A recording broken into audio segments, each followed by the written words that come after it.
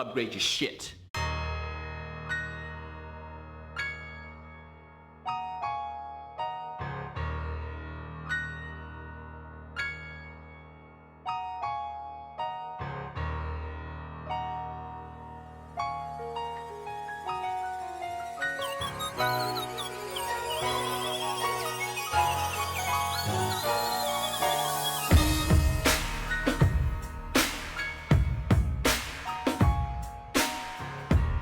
Yo, what up? I'm Coach RT3.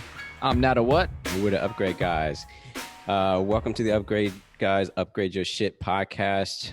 We're happy to have you here for this episode. If you haven't already gotten your membership to the mobility upgrades, go ahead and go over to the site www. Did I say 3 W's? www.com. You know how many W's is in that motherfucker, bro? Just say it. TheUpgradeGuys.com. I'm not going to use the W's. TheUpgradeGuys.com and get yourself a membership, $39 a month. Black Friday's coming up, but we don't give a fuck about that. Just go ahead and get on that shit. Mobility ain't got time to wait. Mobility ain't got time to wait for Black Friday. Not at all. Your self-care cannot wait. No. So, but we're happy. We're so happy to have Trap Yoga Bae here with us. The one and only. The one and only. This has been a long time coming because we as soon as we started this podcast, we ran down a whole list of people we needed to talk to.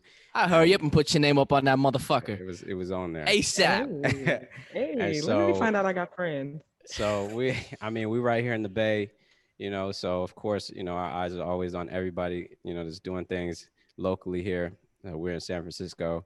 She's in Oakland. But yeah, we're just going to let her introduce herself and then, we'll jump off from there. So, tell them about yourself, where you come from, how you got here, and what you're doing. Right. Thank you, Nat and Rich, for having me. First of all, you need to let them know that they missed out on our pre-situation. And we should record that shit. And I'm manifesting it's going to be the Upgrade Guys and Gals. Wait until I drop some fucking gems on them and they will fully understand why I should be on here and my check should be bigger than y'all's. I'm just putting that out there. But thank y'all for having me. A little correction. I'm in LA now. So I'm originally from, it is what it is. I'm originally from West Oakland, California, right across the bridge from where you guys are. And I just jumped right to it. Yoga is my shit. And not just any old kind of way. I love yoga and cultural relevance, which means I love yoga, but I also love trap music. I love twerking. I love ratchet affirmations. And I love being my authentic motherfucking self. And so when I decided that I'm going to be me and fuck everything else, that was such a freeing experience. And then I made the super executive decision to invite other people into my world to live as fuck shit free as possible. And that really was the birth of the brand Trap Yoga Bae. That's dope. That's incredible. Because tell us about this living fuck shit free life. Let's jump off on that. I want to hear all about that. I mean, our listeners can't see it, but y'all see my skin? Somebody tell the truth. It's glowing, right? It is glowing. I look like I drink water. I look like I get good rest, right? All that. And fuck shit free living is really about the ratchet affirmation, one of the ones that I'm most famous for, which is don't settle for no fuck shit. Meaning, I guess in more yogi terms, if it is not serving your greater good, if it is not bringing you joy, if it is not making the world a better place, if it is requiring you to play it small, to dim your light, that it's fuck shit. And that could be a fuck shit job. A fuck shit relationship romantically with a friend, with your family, just anything that is making you feel like to have it, you must exchange your sense of self-worth. That's money. We ain't with the fuck shit. We are not with the fuck shit. I do not settle for fuck shit. Fuck that fuck shit. Fuck that fuck shit. I love it. That's my guy right there. Yeah, you and that were gonna hit it off, from the beginning. I knew that much. It's too much of that energy in one place. I mean, stars. No such thing. We first. Yeah. I have to be fuck shit free, Rich. Fuck shit free. I know. I feel like I have to migrate myself to the other pole a little bit because if I don't, then this is gonna be all the way like Wow. Let's run it one time and see what it fucking. Let's see what happens, bro. It's just Nat, gonna be when's explosive. your birthday? March 6th. March 6th. So that makes you Pisces. Oh yeah, What are you? yeah. An Aquarius. Okay. I don't even know where that's at. Water shit. On the February 3rd. Okay. How about you, I'm in Rich? June. I'm a Gemini. Oh, I just traded y'all in today. I'm not gonna lie. I just traded us in. Yes, I was. What's wrong with Geminis? I was on social media and someone was like, "Hey, you know, everybody's always talking about extra. 12 signs is too many. Give away one." And I was like, you know what? Geminis, you motherfuckers is like, you know, kill two birds in one stone with that split personality. Just throw them in the trash. But I like you, and so Nat is responsible for my other personality, though. Nat is. Well, yo, why do I get the blame, bro? Because he accountability.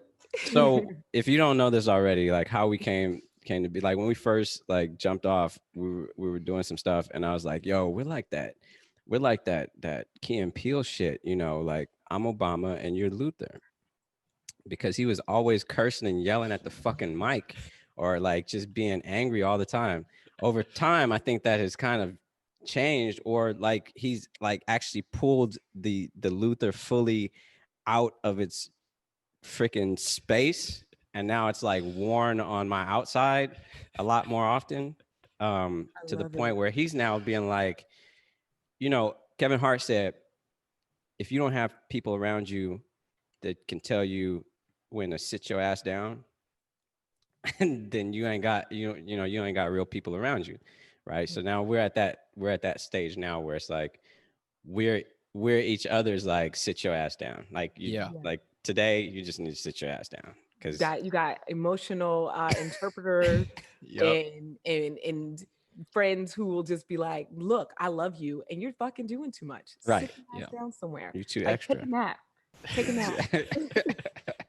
That's usually Rich to me. Hey man, calm the fuck down, bro. You can't be. Why are you talking to people like that? I'm not with the fuck shit. That's why. Pre-workout, you need to just sit the fuck down. Yo, I don't even take no pre-workout, because if I do, oh fuck, I don't even know. That would not be a good thing. Hands be shaking, mouth be just running, talking. I already got too much. I got too much energy going already. Yo, so how did you get into yoga? Like, when did you start? Like kind of going in on that path. Well, I love y'all, so I'm gonna be honest. So see, what happened was I beat a bitch ass. Like, honestly, that is what happened, right? But you know, obviously I should tell the whole story. So coming from West Oakland, when I was a kid, I got into my first fist fight in like the 3rd grade. Sounds about late. right? Sounds a little late. Right? A little late. Right? Like, I was a late bloomer. What can I say? You know, and the thing about being from the hood, like, they call your parents and they tell your parents you got into a fight, and your mama be like, put her on the phone, right? So I get on the phone and my mama's like, did you beat her ass? Yes, ma'am. Right? Like, that's how it goes. And so it was kind of prized. It wasn't a big deal to get into fights, even as a beautiful girl, even as somebody who got really good grades and was, you know, in leadership. That's just the way that I was raised. And so then I went to college. I went to Dillard University in New Orleans, and a bitch said something I didn't like. So I did what we do. I beat her ass. Right? Wrong answer. Do not do that. Shit. Oh, my bad. I thought we were we were agreeing, like, do that shit. Do that shit. Yeah. Fuck that shit. No, I was, like I said, I was also very astute. The dichotomy of life is always with me. Duality, that's what we want. And so I was running for freshman class president, and I got into this fist fight, and they were about to expel me. But because I had been doing so well already, they said, you know what? We're not going to kick you out. We're going to disqualify you, and we're going to mandate that you go to therapy. So I started going to therapy because I had to in order to stay in college. And the woman said, hey, you should try yoga. And I'm like, that's some stupid white people shit. Like, but I want to stay in school. I want to keep my scholarship. So I went, and when I tell you, the shit transformed my life. And so I did what anybody does when their life is transformed. You feel better and you stop going. Duh. Right. And so then by then I had met a guy and we had gotten married and I had made, just a lot of piss poor decisions. Like getting married at 19. I had my first baby at 20. We had our second child at 23. I didn't even like this man. He ain't even like me like that. It was just all bad. And then one day I woke up in my house in Austin, Texas, and we had gotten into a fight. And I was like, no, this is not it. This is not how I plan on living my life. I want to beat his ass, but I can't. And fighting just is not like, remember, it's not the answer anymore. I got kids and shit. Right. And so I said, hey, I'm going to Walmart. And I grabbed the kids and he was looking at me like, yeah, bitch, whatever. And I took the dirty clothes out of the garage. I put them in the back seat of our of my truck. And I drove 32 hours from Austin, Texas back to Oakland, California. And I quit my job. I left my house. I humbled myself. And I realized at that point I was lost and I just did not know what to do, where to go, who I was. And so I asked myself, when was the last time you felt like you? And it was all those years ago in that yoga class. So I made the executive decision to go on an eat, pray, love journey, called my then husband's mom and was like, look, come get these kids. I can't do it. I'll be back. I don't know when. I will not come back until I find myself. But I promise you, I am not the mother that they need right now because I'm lost. So I went to Rishikesh, India, and I studied at the Hariom School of Vinyasa, became a certified yoga instructor. Then I went on to Shanghai, China. I went on to Brazil, Colombia, Antigua, went to jail in Singapore. Y'all, was not my fault. Kicked it in Cuba. And then I realized I found me. And I came back home and that was pretty much the birth of the moniker Trap Yoga Bae. Holy fuck. It. Rich, you weren't ready for that. That's a lot. I mean, Nat shut the fuck up for 2 seconds, y'all. He listened. He didn't say nothing. I was like, oh, I was like in there. I was like seeing the jail in Singapore. I was seeing India. I was seeing. Oh man, I need to know about the jail story. I need to know about the jail story. Hold on. Jail in Singapore, like that's of all the places. Like, see, Singapore is one of my second homes. I'm banned. You say you have a home in Singapore? Oh, my wife's Singaporean, so Singapore is my second. I'm there all the time. Like Singapore is my shit. And you know that chewing bubblegum is illegal in Singapore. Not that that's what I did. That's not what I did. But they have some of the most archaic laws. They do not fuck around in Singapore. What did you do? All right. So if you want to talk about it. Duh. There's a lot to unpack in this whole thing. Right. I don't like to talk about shit until I can laugh about it. So this is what had happened, right? I was dating a dude. It always starts off like that. Behind any fallen woman, 9 out of 10. Trash ass dude, right? Hey, you told me like 9 out of 10 times. It seriously. So by this time I had, met a guy and I was like, hey, I'm gonna keep traveling. If you want to kick it with me, you're gonna have to buy airline tickets. Like that's just what it is. And my next stop is Singapore. Always wanted to go to Singapore. So I'm like, okay, cool, no problem. On our way to Singapore, let me let you know, I read the laws for all of the countries that I go to. Just as a Black woman, there are a lot of places in the world that we are not naturally safe, and I need to know how to best protect myself. So I know the laws, I know the rules, I know all that. And I tell this young man from Oakland, Black man ain't never been nowhere. Hey, one thing you don't do in Singapore is fucking bring drugs. But it's just weed. Weed is drugs in Singapore. They will lock your ass up. Don't bring it. Don't do it. It's a bad idea, right? Me personally, I don't smoke weed. I should, but I don't. So ain't got nothing to do with me. So we're on our way to Singapore. We stop off in China, go see the Great Wall, got the fur coats on, everything good because we in December, right? So then we get to Singapore and they flag him, grab the bag, run through the thing. And I'm like, ooh, bro, about to go to jail, right? So I'm like, I don't love him. So I'm, call your friends like, ooh, shit, girl, let me tell you this tea right now while it's piping hot. So I call my friend and I'm like, bitch, I think he got weed after I told him not having no weed. And I think he about to go to jail. And then they look at me because people don't realize they speak English in Singapore. So they communicate. A lot of people don't realize that. So they was like, so I'm like, yeah, I think they about to take them like, you with him? And I was like, yeah, not really. I got an estranged husband. Like, I don't really know him like that. They like, yeah, you come here.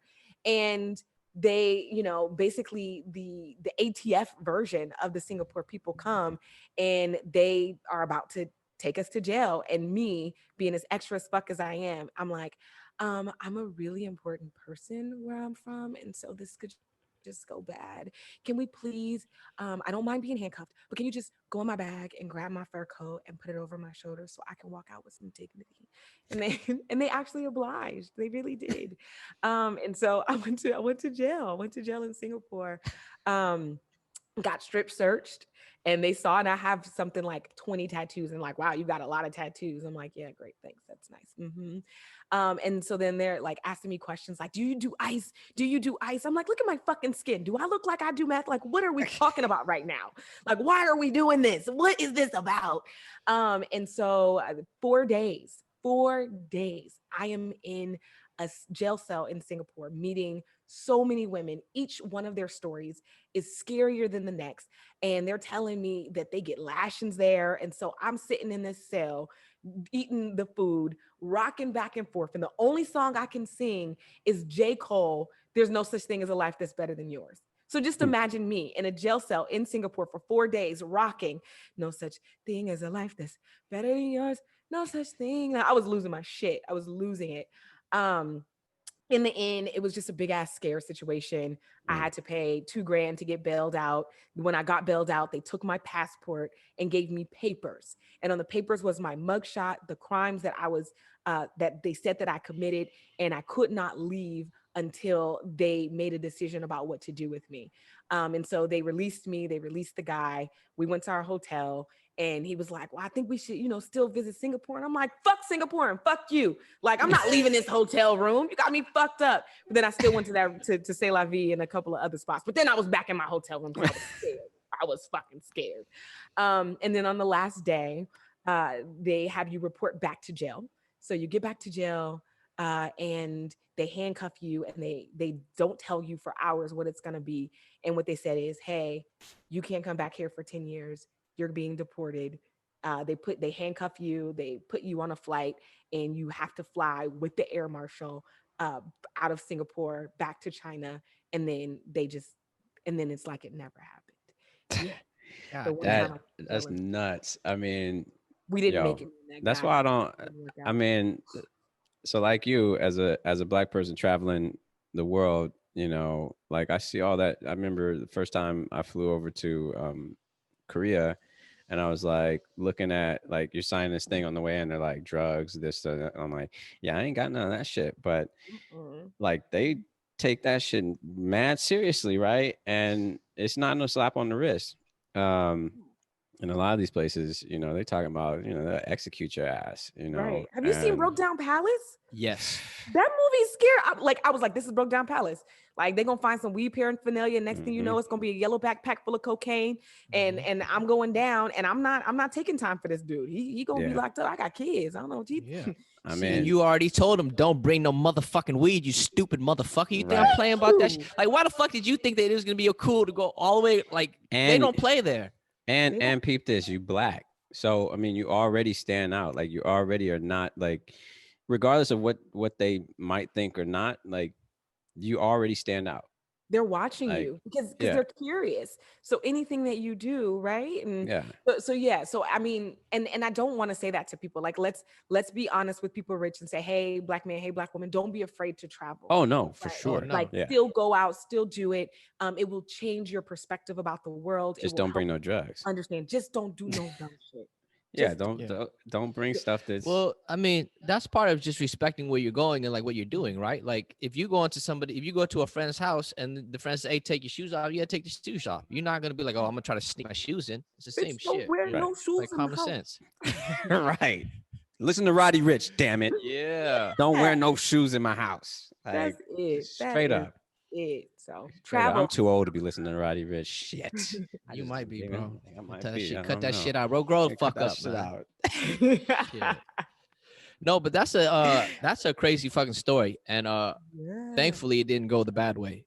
Yeah. So, because I'm so grateful. Like, they really don't fuck around. I mean, my grandfather on my dad's side actually died inside of a Thai prison serving a life without parole sentence. and my grandmother on my dad's side did 15 years. So like you know, And you seen Locked Up Abroad. Them Thai prisons and it's not the shit. Like, no. yeah. So I No. mean, it could have. I'm thankful it didn't go that way. Yeah, no, me too. Honestly, the jails in Singapore were quite clean. They are. No, I believe it though. Everything in They were Singapore really is gonna be I clean. believe that. It was pristine. The food wasn't too bad. I mean, like they gave me some they gave me that Earl Grey tea, right? We were talking about the Earl Grey before Mhm. we got on there. That's why I'm like, don't give me that shit. I'm not in jail. Um but yeah, it was very, very scary. And it's not America. Don't nobody give a fuck about you. Your one phone call. You're out there and Trump was in office, and I'm like, he's not gonna save me, right? Mm-mm. Yeah, just things to consider. And that's just one off story. I have hundreds of really amazing experiences. Oh yeah, because I mean that whole story, like Nat went zeroed in straight on, like because I didn't hear the full thing. I was like, I think I heard Singapore, but this motherfucker over here with his ears was like, no, I heard jail in Singapore. Yeah. Like we I going right see in and on that hear shit. everything. He does. I just don't always say shit. Yeah, he's like, yeah, Peep it all though. He peep yeah, it all. he I'm keeps telling it you. all up in there. He's Yeah, I'm holding the two eyes to my eyes and then extending them out to Nat's No eyes doubt. to help him quantum. understand. It's this. We have the same eyes. We have the same eyes. You Quantum see that? mechanics would state Quantum that. mechanics I'm would gonna say put a that. little, little eyeliner on it, so we really had the same eyes. You know what I'm saying? You But gonna be what cute like me. what I thought was really like bringing it back to yoga, which I think is really interesting, right? And saying like finding yourself and going to find yourself and taking the time to find yourself. Um, let's bring that back to being a Black woman, being a woman of color, um, and then like within this context of yoga, right? Because like you said from the very beginning, you like, this yoga is basically white people shit, and you like, but you're now finding yourself going into that, right? But then you have an opportunity to go back to its source, like the actual space at which it was, originally kind of thought up and originally kind of became a thing. Whereas a lot of people are just kind of getting pieces of it from here locally. Colonized version. The colonized versions of it, but also just not being able to, like as a Black person, not being able to have those experiences. Like, can you like share like a little bit about that journey of being able to go to India and bring that back with you? Part of wanting to travel to India was very much aligned with what you're alluding to, and that's in New Orleans I got to do. New Orleans has its own culture, right? And so you just acclimate to that when in Rome. But when I came back home and I wanted to go to yoga studios right there in Berkeley, which is a very yoga-y town, Yeah. right? I would walk into the classes and I would feel inadequate. I would feel covertly unwelcome. You're already concerned when you walk into a space. Am I wearing the right thing?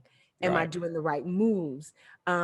This is in my culture. I feel like an outsider. And then when you walk in and you lay your mat down and some girl comes, she's like, actually, that's where my mat goes. I've been sitting it there for like 15 years and my energy is there. And me from Oakland, I'm like, bitch, I don't see your name right here, but okay, we're in yoga, right?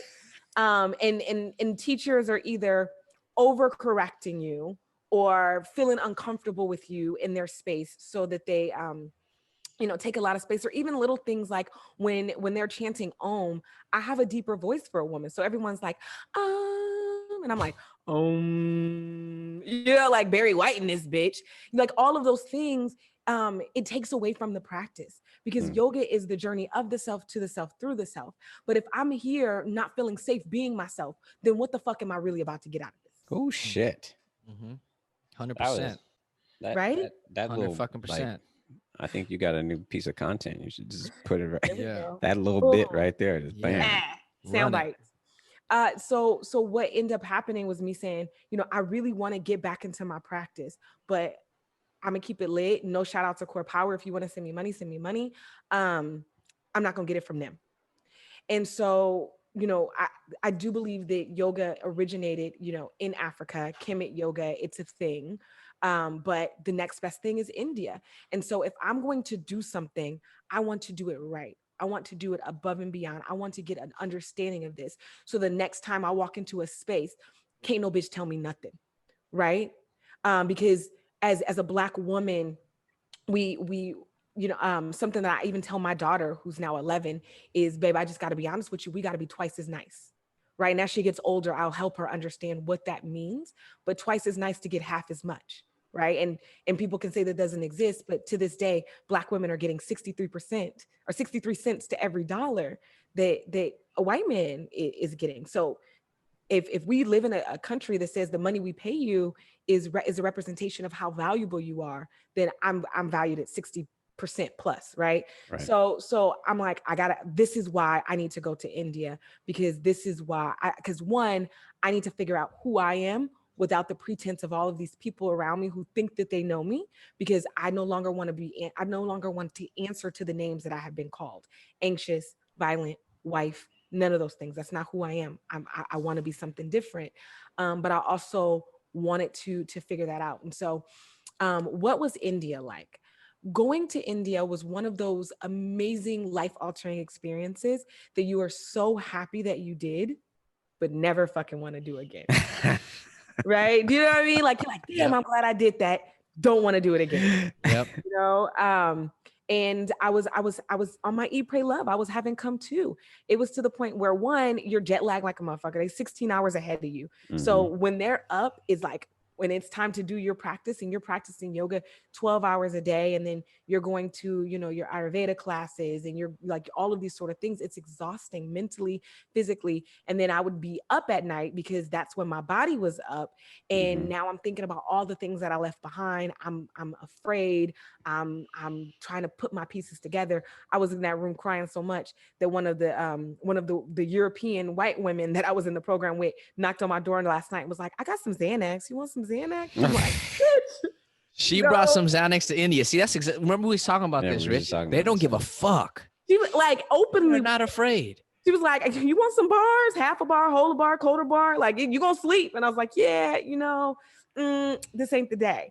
Right. And then I'd also had been dealing with my own spirituality. I was in the church. I was Pentecostal. I was a minister, not big name minister, marriage ministry. And I had walked away from that. So then I'm in these classes learning about the Bhagavad Gitas, which is, essentially a Bible, right?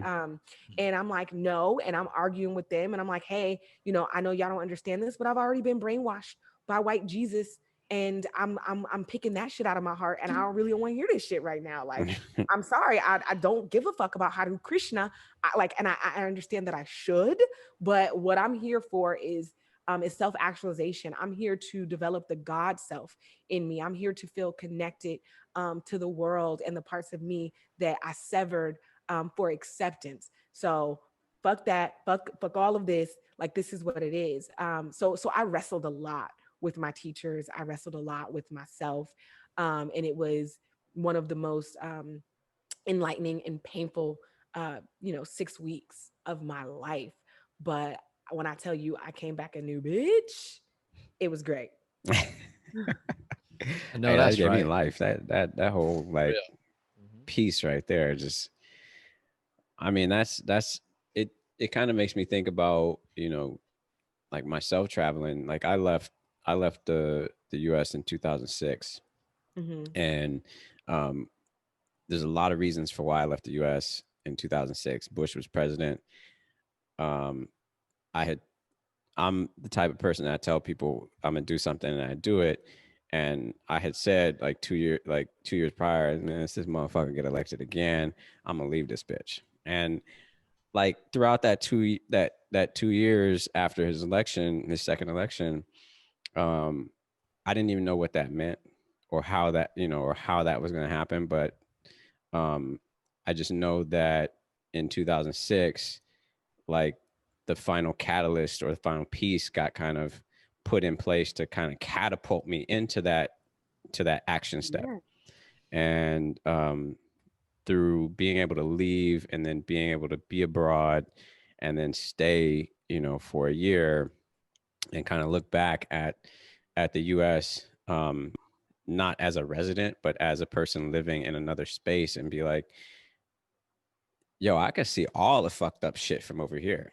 Like y'all in it and y'all over here telling Right. everybody else, how things are, but y'all can't even figure out how to extract yourself out of it to look back at it.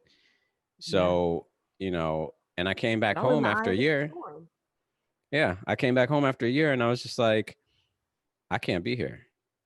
And like I didn't know what to do. Like I literally didn't know what to do, but I was like, I cannot fucking be here. I need to be out of here. And I spent the entire time, my folks was like, are you gonna get a job? Are you gonna do this? I was like, I don't know, but I'm getting the fuck out of here. I was looking for anything and Yeah. anywhere. Like I had friends Wow. who were teaching in Dubai or whatever, or doing stuff, and I was just like, look, like the first place that says come on over, I'm out. I'm And on my way. so like being out there, and I think it's important for like, black folks to hear this, is that being out there just gives you a whole new appreciation for not just yourself, but like yourself independent of Sure. America, yourself independent of um, what you thought or think, And so I think it's an invaluable Absolutely. experience overall. Absolutely. And so many people throughout our history, corroborate with that. Mhm. When we look at the work of James Baldwin That's exactly and what I was thinking about. what he understood, or even Josephine Baker, or Hmm. anybody who's gotten out and had the creativity and the oration skills to come back and say, hey, y'all, I understand that you think that this is it, right? Because that's the picture that was painted, but you have to get out.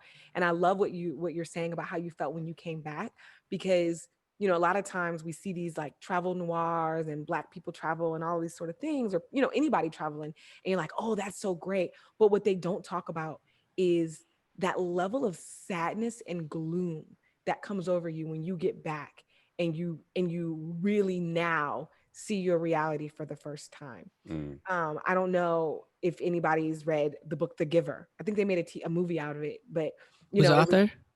dang, I'm trying to remember. It's a book that like younger kids read, but it was about a utopian society where they had took away color Hmm. and one kid could see it. And once he realized what he could see, he never like it just shit wasn't the same. And I think that that's what happens. We live in our small towns, no matter how big our city is, right? All of us in the Bay Area, it's a huge metropolitan area, still less than a blip in the world at large.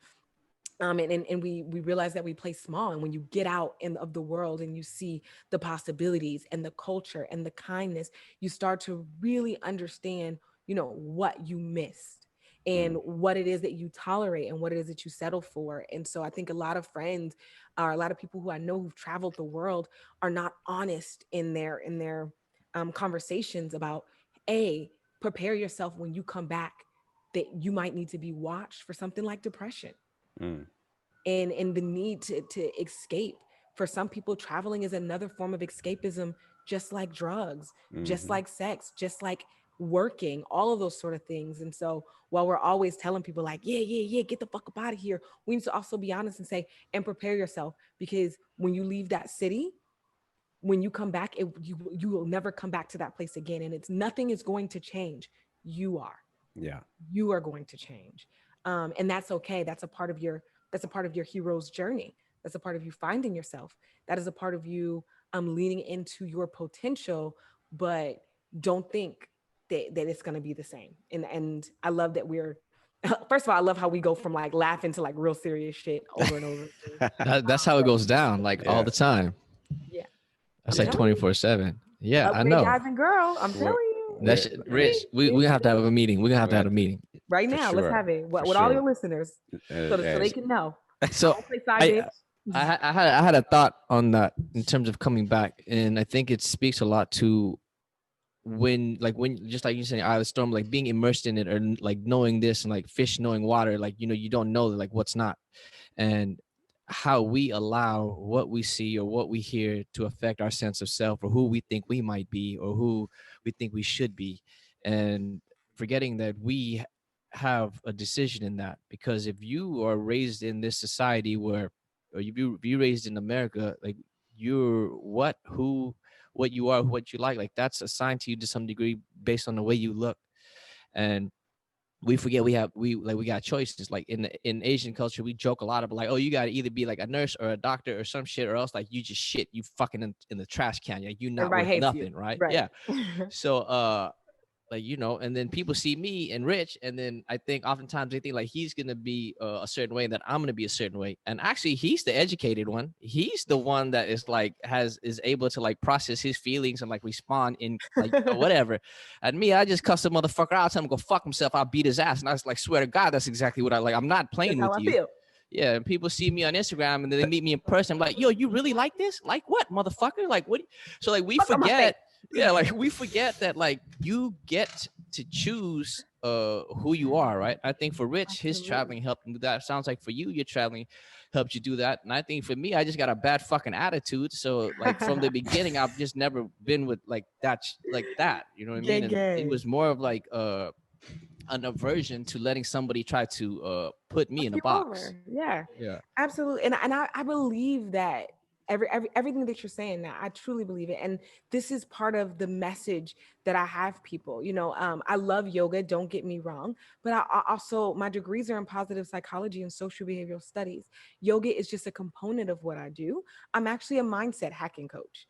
Right. And part of what I'm trying to get to my people is to help them understand that the world needs you in a box. People cannot function. The second you lay eyes on me, you can't help but try to figure me out because your brain is telling you, right? Our old brain is saying, find out if this bitch is a threat. If she a threat, squash it. If she not a threat, ignore her because we ain't got time for this shit. We got food to get, bitches to fuck. Like that's how the brain is working, Evolution. right? Straight the fuck Evolution. up. Yeah. Straight up. And so I try to help people understand that just because the world needs you in a box does not mean you can't build that box. And that is exactly what I was trying to do when I left, saying, hey, I don't like this box that I'm in. And when I tried to complain to people and say, hey, I'm not happy in my marriage, I'm not happy in my job, everybody will be like, girl, you got a man who want to take care of his kids. He married you. He ain't got no police record. Like, you ungrateful. And I'm like, I'm telling y'all, I don't like this motherfucker. Y'all not listening. You're not listening. Right? Like, y'all not listening because people care about what looks good, not what feels good. No one's asking you if you're happy. They're like, it looks good. I can ignore it. Let me move on. Even your parents who love you, they're like, I don't want to hear your fucking problems. I'm trying to deal with my own shit. And I sleep better at night pretending like my kids are happy. Right. And so I'm like, hey, we're going to be in boxes, but you can build the box. And when you outgrow that box, you smash that motherfucking box and you move on and you tell people, this is my new name. This is how you call me. This is how you'll perceive me. And I'm not fucking with anything less. And so for me, something like I realized my violence was anxiety. You make me anxious, I'm gonna punch you in your fucking face because now you're not a threat, and now I'm not anxious because I feel better, right? And so that was what I learned. And uh, years later, you know, I'm talking to my mom on the phone, and I'm like, oh my gosh, and you know, this girl's getting on my nerves, you know, like a client or whatever. I'm having a hard time, and she's like, well, you know how you get, don't go punching nobody. And I'll be like, no, that's not how I get. I don't fight anymore. I haven't gotten into a fist fight in over 10 years. And or when I left med school, or anything that I did that someone does not think that does not, you know, that tries to put me back in my box, like, ooh, you stepping out your box a little bit, get back in. And I'll tell a motherfucker straight to their face, like, I don't give a fuck about how you feel about me. All I'm gonna say is don't say that shit to my face. Right? You cannot control how people see you or how they feel or what they think about you, but you can control how that impacts who you are. I didn't know what my name was until people kept telling me my name a million times over. I didn't know that I was a Black woman.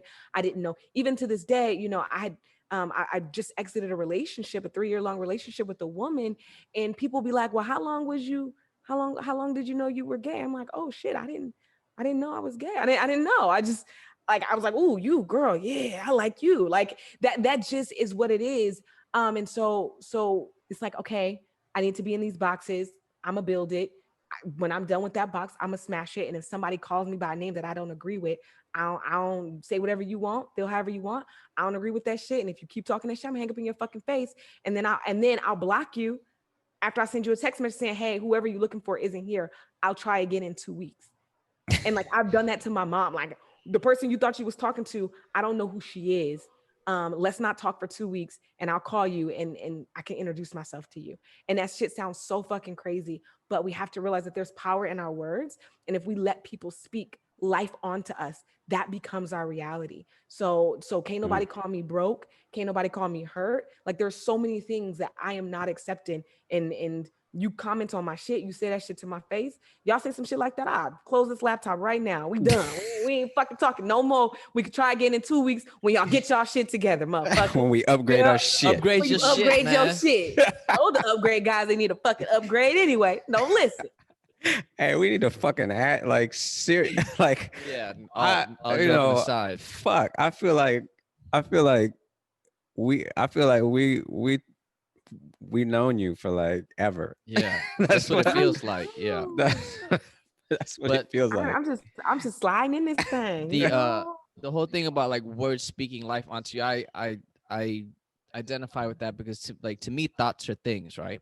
And then because we take in visual input and we constantly having to assess our surroundings because like evolutionary perspective where we were in the food chain, like we constantly must assess everything and like we want to be accepted by our tribe or you know whoever is surrounding us. So you combine those things and then like the words that are spoken or the things that you see, the things that you hear, those things become thoughts, those thoughts become things, and finally those things like is what you say you identify with, that becomes your box, right? Yep. And but it doesn't have to be. And who the fuck told you it was supposed to be? Like why the fuck did we make that conclusion? You know what I mean? So yeah, I'm not going for it. None of it. I like the Right. 2 week thing though. I You mean, like that? I'll try that shit with my mom. She'll slap me, but Yeah. yeah, Well, you that's might why not that's want why I to do said text that. message. The fuck? You don't say that to your mama face. You want to die? Tripping. no, from a text message, my mom will come like Yeah, she find will her ass reach out. through. Hey, stupid, come here. What the hell did you ask say to me? Come here, come here. You think you're gonna come here, God damn it. You think you You don't tell me what to talk. God damn, come here. Okay, so Hey, now I I'ma know when I send come this- over for Thanksgiving. Yes, ma'am. Yes, ma'am. Nope. I'm gonna Yep, send whatever. that to you. Did your mom know that you You be? better not, motherfucker. You go snitching ass. Don't you? Nah, hell, you better cut that shit out. Snitches, like the fuck, Rich? Bro, that don't Fuck. fuck around, bro. I thought we Hey, was you know she been cool. snooping. You know she been snooping on what we Yo, doing. she though, right? barely knows how to use Facebook. She She doesn't know how don't, to but use she's YouTube. getting Nah, there. Getting whoever the savvy. fuck top put my mom on Facebook, I'm gonna fuck you up. Cause she likes should some not of have done some that shit. shit. She likes some shit. I was like, who is this that shit. likes this that likes Oh, this thing that shit. I'm in? And then I was like, Wait. oh shit, that's Nat's mom. Like I'm not gonna say We're not gonna nothing. bypass the fact that Nat just said, "Did Tom put you on Facebook?" And Tom was MySpace. All right. It was Mark who put your mama on Facebook. Your mama got friends. All right. All right. I gotta find out who did that shit. That shit, fuck, god damn, Tom went to UCLA, I think. fucking Tom. God damn it, Tom. Hey, I'm telling you, so Tom much. ain't nobody named Tom ever did right by nobody. Fucking I'm Tom. kidding. Tom, Sorry, Tom, and Earl ain't shit. Tom and if you Tom Tom or and you Earl, fuck you ain't shit. Get the fuck out of here. Your whole life. And if Fuck I your get whole hate life. hate DMs from dudes named Tom and Earl, I'm just Send them to letting me. you know. I got it. I hope y'all doing y'all reps because I need Send it to me. I bodyguards. got it. Don't even trip. I got that. Yeah, we got you. We got a department at the upgrade guys for that. I'm the head of that department. Clown killing. That's what we do. Of course. You know, I've tried like so like you. I've tried very hard to like. So I'm very quick to like snap to like flash on somebody on like that says something that's out of pocket or just not like, and I think people don't fully understand that. They don't get that. And I think it's becoming more of a thing for me now because, and I think I'm doing it more now because I'm just like I need these people to know. I need these people to know that, you know, it's like when I first got to UCLA and like people try to treat you as though, oh, because you're here in this context and in this setting, you must be this type of Black person. And I'm like, no, I'm smart, but I still fuck you up.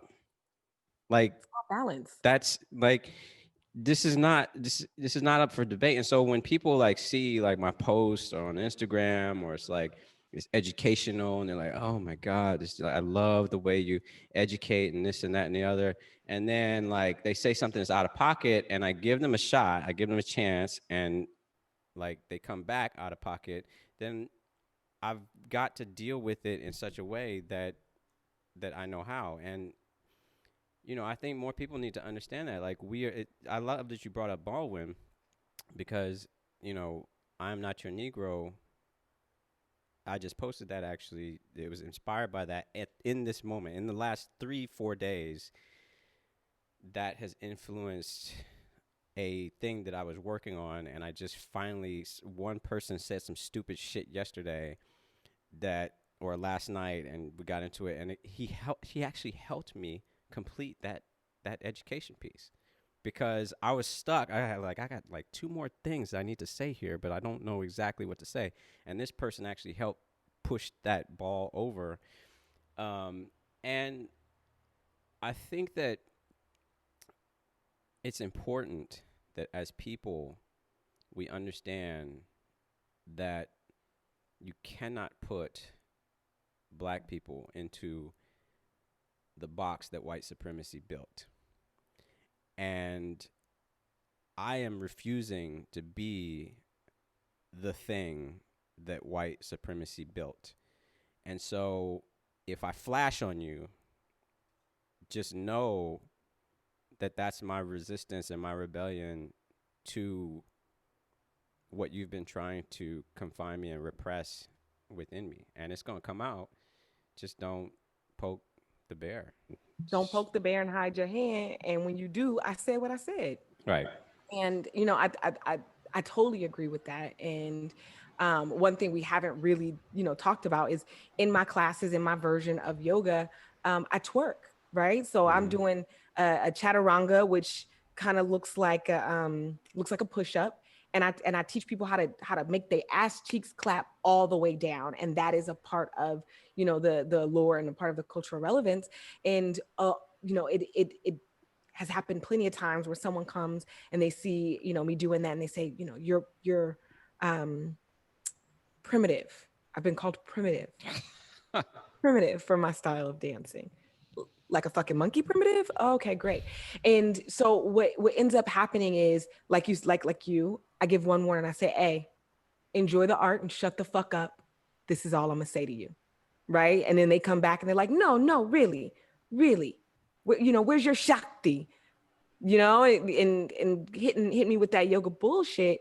And the interesting thing is, if we're talking about a cultural standpoint, it is only when Black women dance in a specific way, which is indigenous and cultural for us, that people have an issue with it. Because when you see the Polynesia dancers, oh, that's so beautiful.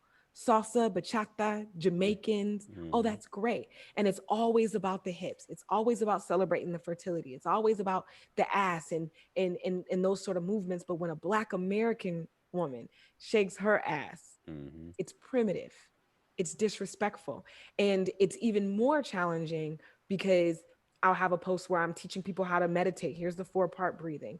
I'll have a post where I'm talking about quantum success or meta meditations. And then it's like, oh yeah, and here's this drop by Big Sean, ass. And now you want to argue with me, right? And it's like, no, we're not. And people have asked me before, why do you go so hard protecting yourself? You should know who you are. I absolutely 1000% know who I am. But the thing is, if you've ever had someone come and tell you some bullshit that someone else said about you, or even, you're sitting around and everybody's talking and somebody says some foul shit and one of your homies or half-ass homies laugh, you looking at them and you like, motherfucker, you might as well have told the joke because you didn't correct them. You didn't say, hey, yo, that wasn't cool. You fucking giggled too. And I feel like when someone says something about me that is harmful to my self-image, if I do not correct them, there might be some part of me that says, in my mind, you let that motherfucker say that shit, you must believe in some deep down part of you it's true. So instead, no, motherfucker, I'm gonna stop you right there. And let me tell you what you're not gonna do. You're not gonna tell me who the fuck I am. You're not gonna tell me what the fuck to do with my body. You're not gonna do none of that shit. And so I make sure that I am always protecting myself and not letting people say dumb shit to me about me, least there's some part of me that ever believes in that. Men come to my page and say shit like, "You're a beautiful girl. Why do you have so many tattoos?" Or no, what did he say? A guy told me once, you ruined your body with those tattoos. And I'm like, you ruined your chance with those dumbass thoughts. If you want to fuck me, just say that then. Right? Like, come on now. Like, why are we doing this? If you don't like what I look like, move on. Right. If There's you no think need to I comment. ruined my body, move on. If you think, for my religious friends, if you think that I'm going to hell, guess what, baby? It's not your hell. Leave me the fuck alone. Let me do what I believe to be good, so long as I am benevolent. Right? If I ever become a malicious person and I'm harming others by doing anything, like harming others by actually doing something. Because when you live in your life, you breaking bitches' neck, they're gonna be mad regardless. They did that to themselves. But I mean, like actually harming people. If I believe that if someone is benevolent, leave them the fuck alone. And we have to continue to put people in their place. We have to continue to re-educate people, to let them know that a wise man knows that he knows nothing at all. And bitch, you sound real stupid right now telling me you know who I am. I call that being with the shit. Let motherfucker know what time it is. But yeah, I hate that shit. Like, why the fuck would you come to somebody else's page and then you got to, like, you want to put that thing of you onto them, assuming that the box that person is living in needs to somehow vibe with what you think or what you see as the box. You can go fuck yourself with that shit. That's not my responsibility. That's your responsibility. And you goddamn right. If you say the wrong fucking thing, I'm gonna let you know what time it is. Like, I'm gonna serve your bitch ass. Motherfuckers see me online. They're like, why are you always talking shit? Why are you always cussing people out? Why are you always doing this and that? Because they're speaking untruths into my fucking universe, and I'm not going for it. Like, you better keep that shit over there with that bitch ass shit, because I don't play that shit. So it's not about like, oh, that's an angry asshole. I mean, I am an angry asshole sometimes, but that's not the fucking point. Like, don't try to put some shit on me or try to say like, oh, this is what you say. No, it's not what the fuck I was saying. You ain't read the post, you stupid motherfucker. It's not my fault if you're dumb. Like, straight the fuck up. Like, read the fucking words. English is my second language, motherfucker. I know what it says. How you don't know what the fuck it say? How that shit work, man? Fucking dumbasses. Fuck, you be oh my gosh, you would be surprised. These motherfuckers. See, this is another thing, right?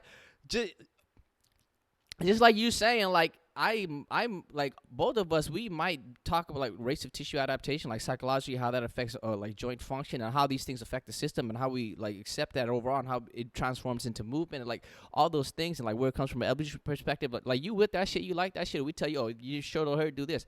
But the second we say something you don't like, you want us to tell us shut up and dribble. I'm gonna tell you shut up and go fuck yourself. Fuck your mother too, you stupid motherfucker. Like, no, you come to our page, whatever the fuck you consume, we give you.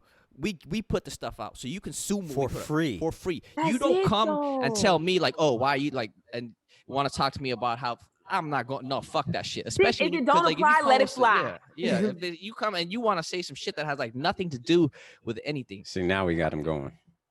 Even like We just done like said- we got word 2 minutes vomit. left and we Just- done set him off. So I actually have in my notes. So when the protests were going on, I was getting a lot of DMs that were saying, hey, do you understand that more white people are killed every year than black people? So I needed to explain to people how math works, right? And I had to do it so many times that I literally have a note saved in my Just phone, copy-paste. and I've got it broken down into like what I hope are grade but school mathematics. but they still so stupid that they don't even believe the fucking math. Mathematics is not lying to you, dumbasses. Exactly. So like, you want to argue about the way math works with me? I didn't make the rules. We didn't for make math. up math. Yeah. And and I didn't birth more white men than black men. Like, I'm Yeah, telling you, so, if like- we're talking about relative comparison, look at the numbers. Exactly. Numbers don't lie, but motherfuckers can't read, they can't write. All they can do is judge. That's all. That's it. That is all they know how. No reading, no writing, no thinking. It's really 'cause hard to we're in- use logic to counter discuss those something with somebody who things. can't use logic, right? It's just fucking. I wish I could slap Yeah. people through the internet, But but they say, be careful arguing with fools, because somebody Bring you walking down to past their can't tell level. who the dumb one is. But I'm Yeah. like, nope, bitch, we all stupid. Come on. I know that's right. Shit. I know that's right. Oh man, So y'all are what? great. So what made you head down to LA? Yeah, my career. Yeah. Uh, I love my hometown.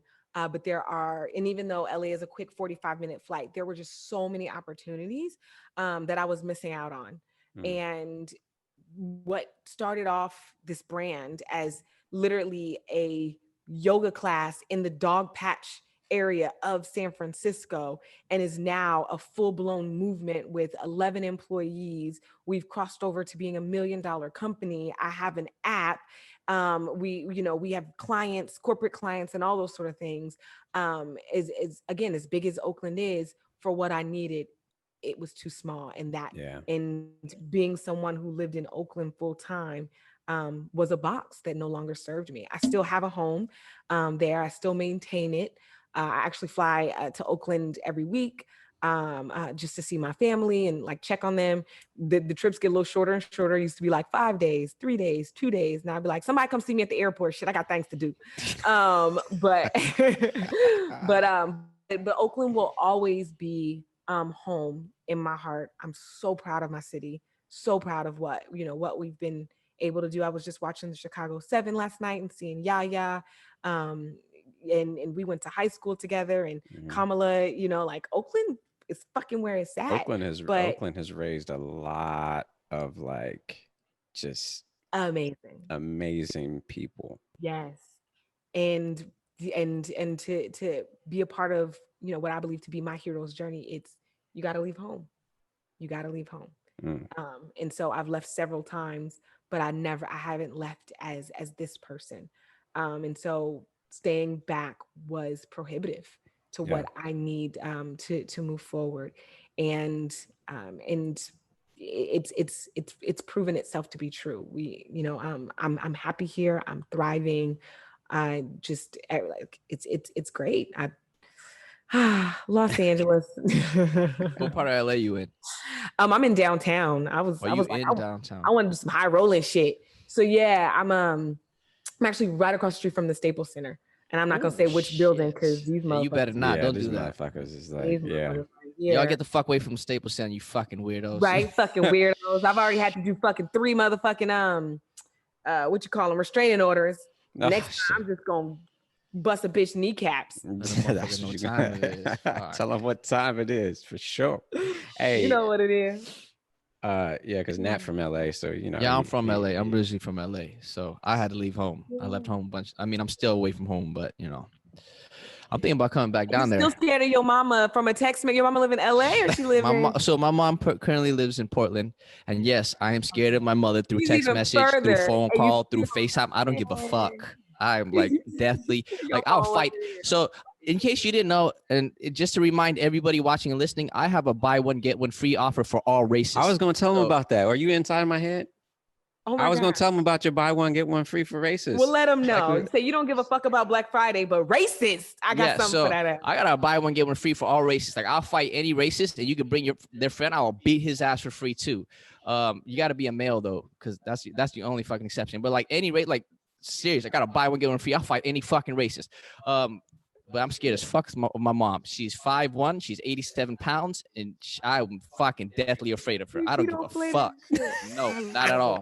She's not with the fuck my shit. kids to grow up with reverence and the fear of God in their heart for me. Oh yeah. But right like, now, I'm fuck. seeing no inclination of that. I call my daughter. She don't even answer. She'd be like, "Girl." I call her. She called me back like, "What? What? I was cooking some. I was making grilled cheese sandwich, girl." So let me. Can I have your mama number? I'm gonna find her on Facebook. I'm gonna ask You need Tom for your mama's number. So that we can link up. Yeah, she'll tell you. Your How to you do need the it. blueprint. All you do is anytime you say something out of pocket, hit your out with a stick, a chair, a book, a slipper, anything that you can get your hands on. Beat the shit out of your kids every chance you get. That's all you gotta do.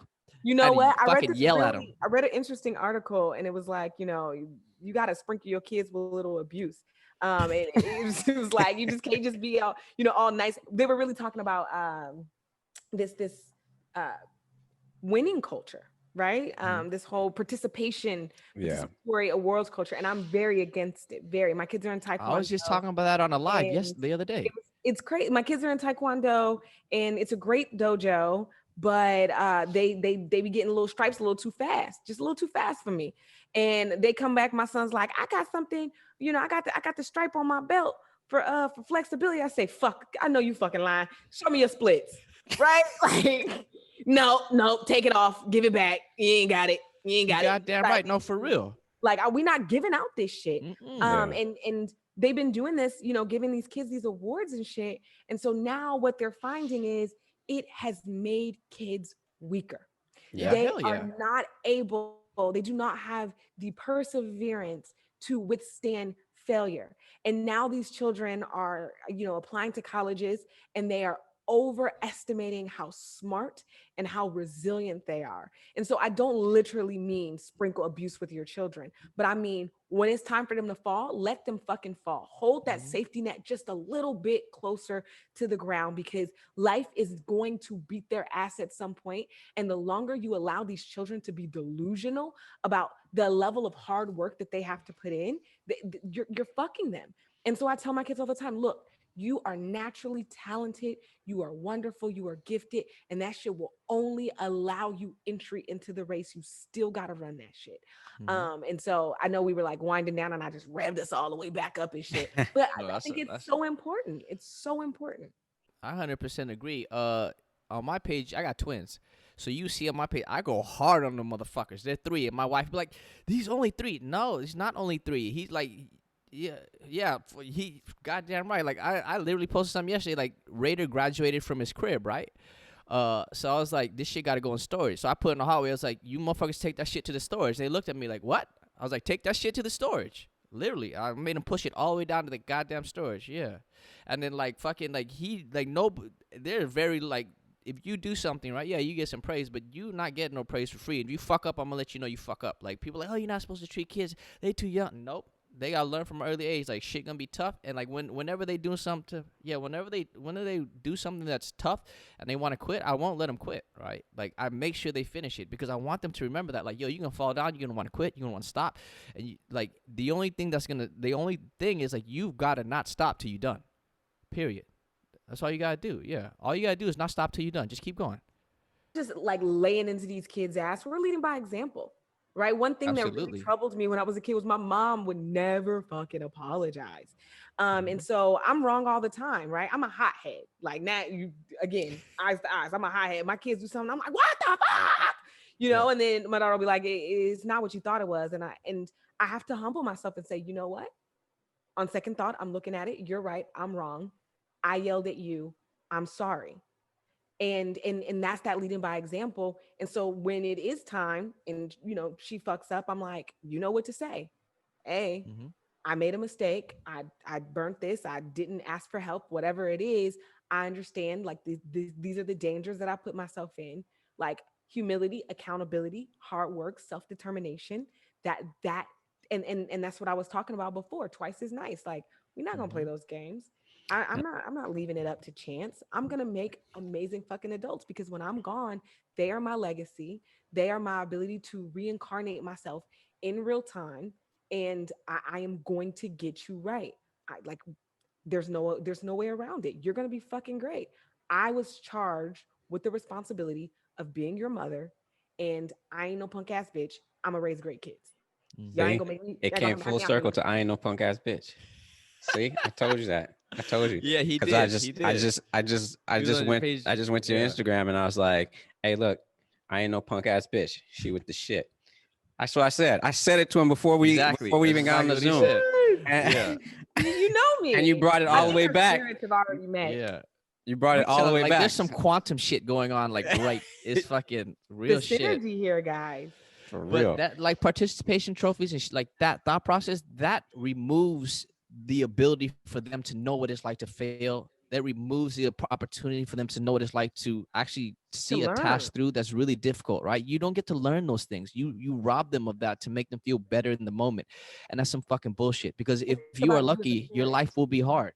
You know what I mean? Like, I think when people hear our, like, you know, some stories and there's like, oh, you know, that must have been tough. This has been tough. Like, it might have been, I don't know. But if that's my normal, what happens when shit gets good?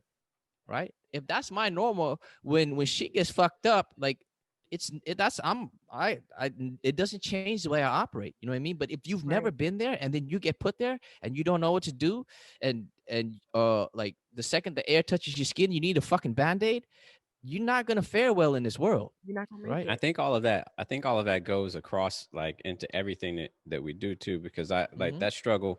Like I didn't grow up like really like wanting for anything in my household. But like, I mean, could we have had more stuff? You know, like I didn't live the life that some of my brothers and sisters have lived. But at the same time, I wasn't like sitting high up on the horse neither. I was somewhere in between. But I do know this much, like I got a heavy dosing of no, like a heavy dosing of like, can we get that? You got No. McDonald's Can we money. buy that? No. You got McDonald's money. Oh, you got Jordan money. No. Can I get these Nike Cortez though? They only $20 right now. Everybody's wearing them. You don't need to be wearing what everybody else is wearing. Take these old fake ass shoes from this other store, right?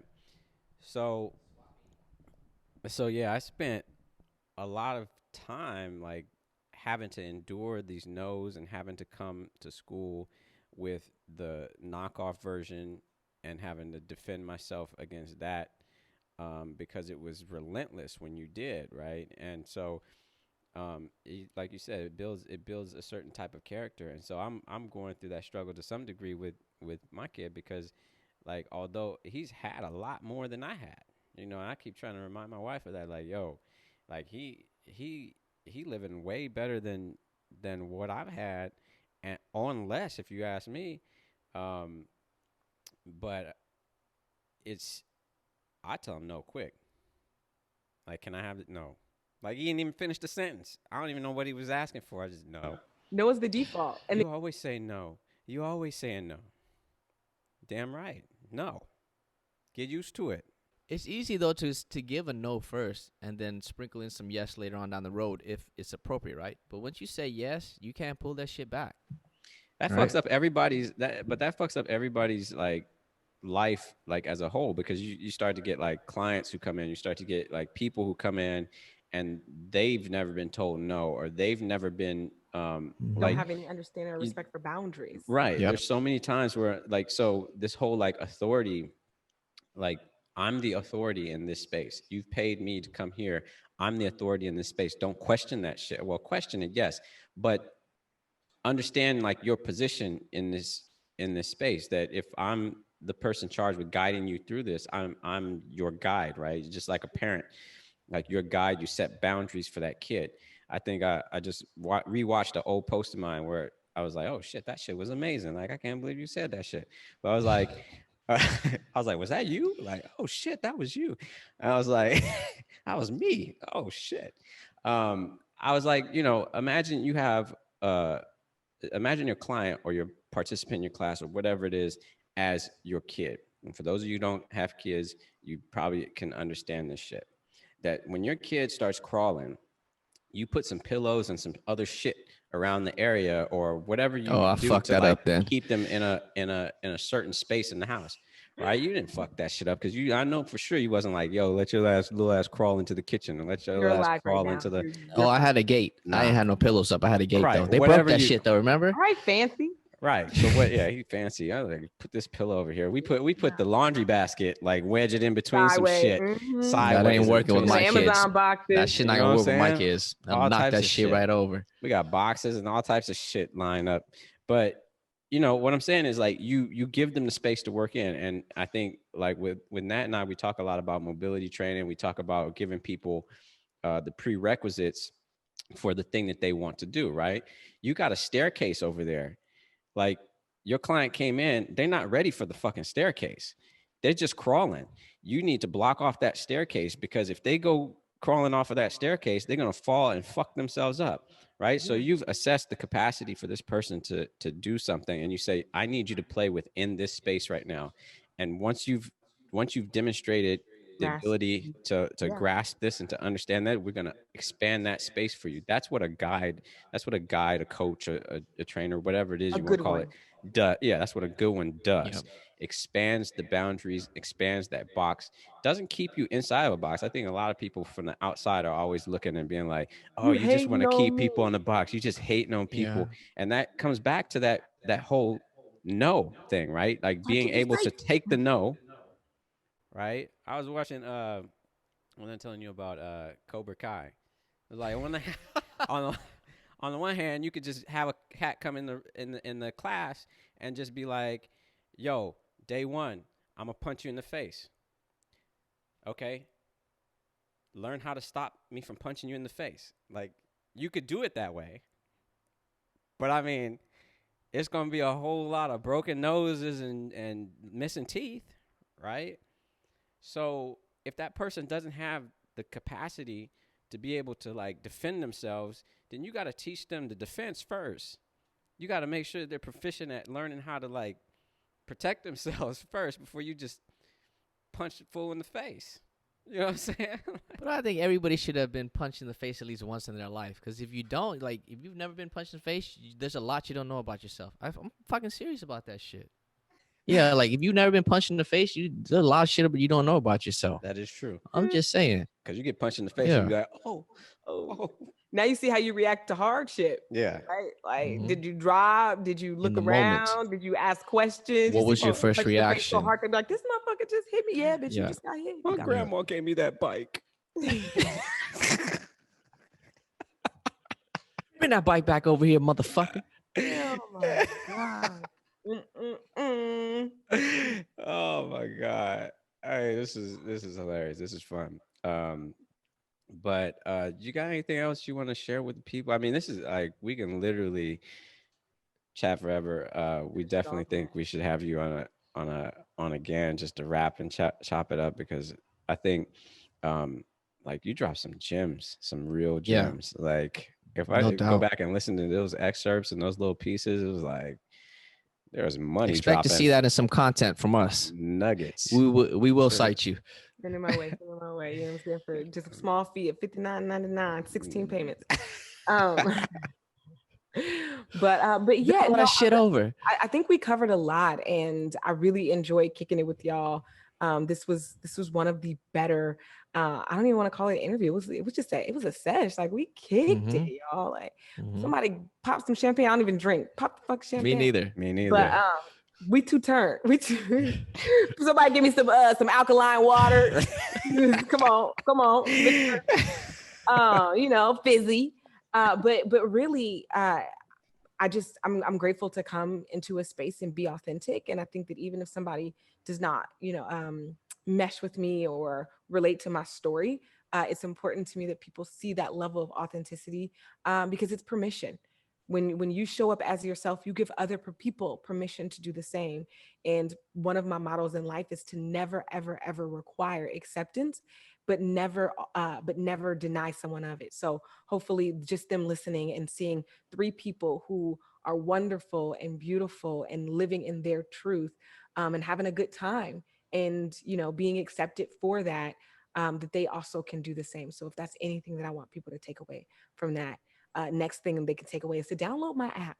Right? I got tons of ratchet Go affirmations. download that fucking app. Go download that motherfucking app, and don't send me those stupid ass DMs. Is it in the Android? Yes, bitch. I know 58% motherfuckers got an Android. Bitch, it's an Android. I'm gonna take your money however I can take your money. Yeah. Get it. And She made it possible for you. Ain't no fucking excuses. Hit the I link make in it the so bio. easy. It was not easy for me to change my life, and I've made it so fucking easy. If that's what they want, you just got to do the work, right? The blueprint is there. You got to do the work, right? Like y'all can teach people how to work out all day long. You give them the blueprint, but they still got to walk their ass in there and do the fucking work. And so be authentic, do the work, love yourself, and follow a bitch on Instagram or something. Trap Yoga Bae, TrapYogaBae. Yeah, will make sure link you y'all. spell. We will make Make sure sure the you link. spell that shit right, because I know some of y'all is out there listening. Are like, was it Oh. Bae? B-A-Y? Was it like how do Oh, you? no, How do I stop, spell it? the fuck? Oh my god. Bae. I'm Bae. Bae over boo over everything, or Bae above everything. That's what Bae stands Yeah, there you go. for. Bae. Yeah. Like that. before everything else. That's what it is. Mhm. On the fly. Like that. Yeah, we're gonna put all those links in this episode, so people will be able to see that. Whether you're watching on YouTube, you'll be able to see it, down below. Click on that information. If you're, Spotify or wherever you get your podcast, you'll be able to see all that shit. So thank you so much for coming on. Yeah. We really appreciate Very much. this so My much. pleasure. Really happy that once we reached out, like we got this locked in like over a month ago. So we've been kind of just itching. Yeah, I was waiting. sparked when he sent me that screenshot. I was like, sent for a real? message. I was like, yo, Oh shit, it's about to go down. Yeah, and we did this weekend, John. Like we was Mhm. this is commitment, right? Yeah, Mhm. yeah. My participation Yeah, award. I appreciate that. Yeah, because every time we reach out to people and we're like, yo, we do it on the weekends because we both got 2 kids, and the only Yeah. time we really link up is like 2 times per week, the 2 of us in one place. So we really try to make sure that we're like on the same, at the same place, the same time. Yeah. On the thing. So we're really grateful that you could squeeze it into Very this much so. time for us as well. And so just thank you. Thank you. Very much. Yo, thank you all for listening or watching or whatever, however you consume this shit. Remember, we are the Upgrade Guys across all platforms. You can find our mobility shit at theupgradeguys.com. Thanks for watching. Peace out. And upgrade your shit. Yo, make sure y'all check out Trap Yoga Bae. I'm gonna fuck you up.